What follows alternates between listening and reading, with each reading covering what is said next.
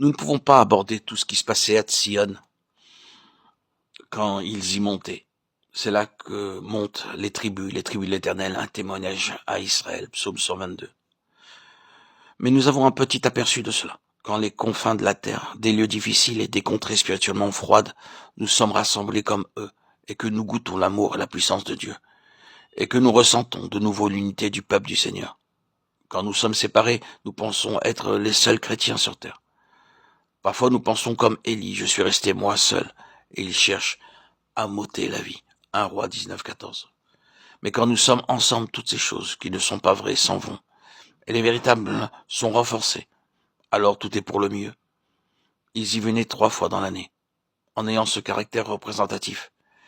Et ils rapportaient pour tout Israël les biens de Tsion, en témoignage pour Israël. Mon propos, c'est justement de voir qu'ils étaient un groupe représentatif dans Tsion, représentatif dans le domaine du témoignage.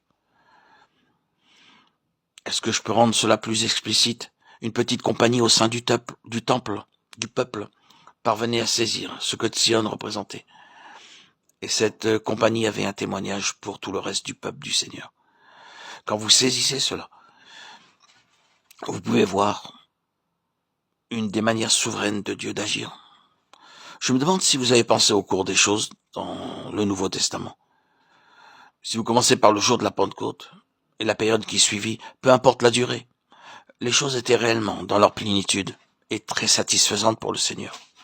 Il avait sa pensée très largement exprimée lors de ses premiers jours ou ses mois, et cela peut même avoir duré pendant quelques années. Mais ensuite, les choses ont commencé à changer. Vous percevez une baisse spirituelle. La norme se relâche, car le mélange s'introduit. Il se trouve alors nécessaire de corriger bon nombre de choses qui sont erronées dans l'Église. Les choses ne sont plus comme elles devaient être. Il apparaît même que ce processus allait en se développant. Mais qu'est-ce que le Seigneur fit à l'égard de tout cela? Est-ce qu'il a dit « c'était grandiose », mais cela n'a pas duré? Ils ne peuvent pas atteindre ce standard.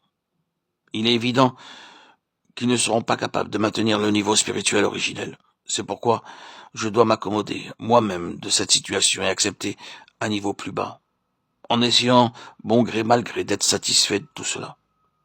Est-ce que le Seigneur a fait cela? Il ne l'a pas fait. Ce qui est impressionnant et remarquable, c'est que le Seigneur commença à donner davantage de révélations, avec plus de plénitude. Et cela alors même que l'Église n'était plus ce qu'elle avait été auparavant. Nous avons cela dans les dernières lettres de la vie de l'apôtre Paul. Qui peut demeurer debout devant ce qu'elles contiennent? Regardons la condition, les faiblesses, les défauts, les limitations du peuple du Seigneur. Et cependant, malgré l'accumulation de problèmes, il ne s'accommode pas de cette situation étriquée. Il ne l'accepte pas. Et il y répond par plus de révélations. À quel stade sommes-nous parvenus aujourd'hui? Beaucoup ne veulent pas aller plus loin. Mais certains ont ce désir, et par ce noyau, cette petite troupe représentative, ils gardent la lampe du plein témoignage allumée. Même quand les ombres rampent dans l'église, il entretiendra un plein témoignage, même si cela doit être seulement par quelques-uns. C'est ce que vous avez dans les premiers chapitres du livre de l'Apocalypse. L'église, dans son ensemble, était loin d'être ce qu'elle avait été au commencement, et loin de ce que Dieu lui avait destiné et révélé comme étant sa pensée. Mais il ne l'excuse pas, ne s'accommode pas et ne l'accepte pas.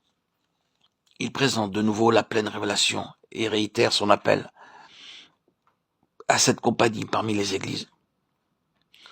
Pourquoi Dieu réagit-il ainsi? Pour un témoignage envers Israël. Le témoignage au caractère représentatif pour tout Israël. Oh, puissions-nous saisir cela. Même si vous ne comprenez pas pleinement ce que le Seigneur désire, vous devez vous décider, soit aller avec le mouvement général, le nominal, l'ordinaire, ou être avec Tsion. C'est le point sur lequel nous devons peut-être insister le plus avant de terminer.